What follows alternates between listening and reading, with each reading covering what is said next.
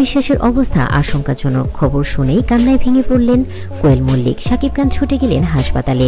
বাংলা চলচ্চিত্রের নন্দিত অভিনেত্রী অপু বিশ্বাস, যাকে আমরা সবাই জানি পর্দার হাসিমাখা মুখ হিসেবে, কিন্তু আজ সেই প্রিয় মুখে নেই হাসি, নেই আনন্দ, বরং ভর করেছে দুশ্চিন্তা আর কান্নায়। অপু বিশ্বাস গুরুতর অসুস্থ হয়ে হাসপাতালে ভর্তি। তার অবস্থা আশঙ্কাজনক। বিশ্বস্ত সূত্রে জানা গেছে, কয়েকদিন ধরে অসুস্থ বোধ করছিল অপু বিশ্বাস। প্রথমে সামান্য মনে হলেও হঠাৎ করে তার শারীরিক অবস্থা খারাপের দিকে যায়। চিকিৎসকরা জানান, একটি জটিল সমস্যা ধরা পড়েছে, যেটি তাড়াতাড়ি চিকিৎসা না নিলে ঝুঁকি বাড়তে পারে। হাড়ের সমস্যায় ভুগছিলেন কিছুদিন ধরেই, কিন্তু হঠাৎ করেই অবস্থা খারাপ হয়ে গেছেন। পরিবারের সিদ্ধান্তে তাকে দ্রুতই দেশের বাইরে উন্নত চিকিৎসার জন্য নেওয়া হবে। অপু বিশ্বাসের অসুস্থতার খবর শুনে ঢাকায় সিনেমার সুপারস্টার শাকিব খান ছুটে গেলেন হাসপাতালে। চোখে ক্লান্তি, মুখে উদ্বিগ্ন, তবু এক মুহূর্তের জন্য তিনি অপু বিশ্বাসের পাশ থেকে সরেননি। চিকিৎসকদের সঙ্গে কথা বলেছেন, রিপোর্ট দেখেছেন, এমনকি দেশের বাইরে নেওয়ার পুরো দায়িত্ব নিজের কাঁধে নিয়েছেন জানা গেছে।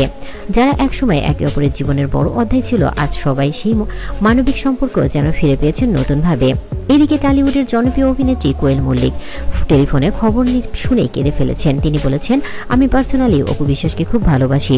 ও আমাকে দিদি বলে ডাকে, আমি ওকে ছোট বোনের মতো ভালোবাসি। মেয়েটা ভীষণ দায়িত্ববান, ক্যারিয়ারের সচেতন, সবার প্রিয়। আমি সবাইকে অনুরোধ করব, ওর সন্তানের জন্য হলেও দোয়া করুন, যেন ও সুস্থ হয়ে আবার ফিরে আসে। কোয়েলের এই কথাগুলো সামাজিক মাধ্যমে ছড়িয়ে পড়তেই হাজারো মানুষের চোখে জল ফেলেছেন। চিকিৎসকদের পরামর্শ অনুযায়ী আগামী কয়েকদিনের মধ্যে অপু বিশ্বাসকে দেশের বাইরে নেওয়া হবে উন্নত চিকিৎসার জন্য। শাকিব খান নিজের এই ব্যবস্থার তদারকি করছেন। পরে পরিবারের ঘনিষ্ঠজন সবাই দোয়া করছেন, যেন অপু বিশ্বাস সুস্থ হয়ে আবার পর্দায় ফিরে আসেন, আগের মতোই সত্য ও সৌন্দর্য নিয়ে।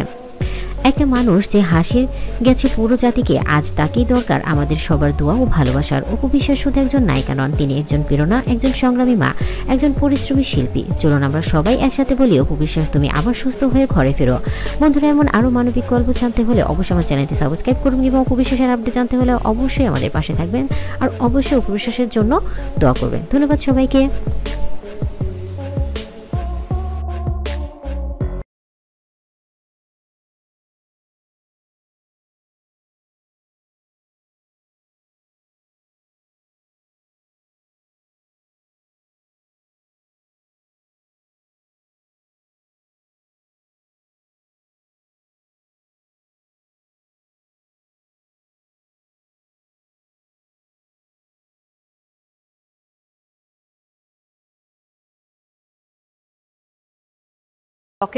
চকের ধনের ক্ষেত্রেও সবই প্রত্যেকটাতে বাচ্চাদের ভূমিকা খুবই বেশি, এবং এটাতেও একই রকম একটা মানে এখানে দেখো, বাচ্চাদের ছবি হচ্ছে সোনার কেল্লা, এবং সেটা শুধু বাচ্চাদের কেন, 8 থেকে 80 সবাইকার ভালো লাগবে সোনার কেল্লা।